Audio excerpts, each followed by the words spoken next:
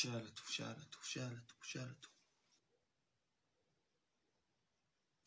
اخوان انا ما إلي دخل،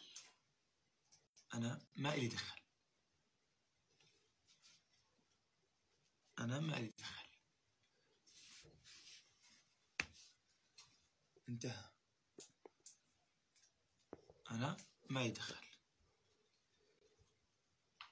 لما تلاقي أختي فكت الحجاب وطلعت بالشارع قولي يا ناصر تعال، أنا ما يدخل.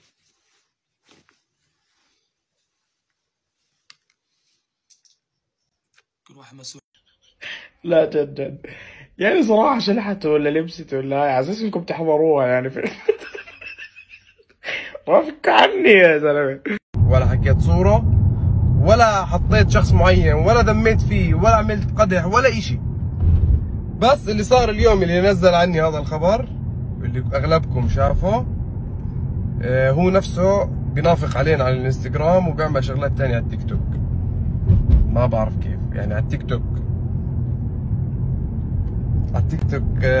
يعني كيف انا هون اطلع على التيك توك الشهر نفس الاشي، وانا مش مسامح اي حدا سب علي او وصلنا اي كلام. اللي صار اليوم زاد كراهية الناس إلها، خلق إلها أعداء جداد، شهرها بسمعة سيئة جدا، صعب جدا الناس تتقبل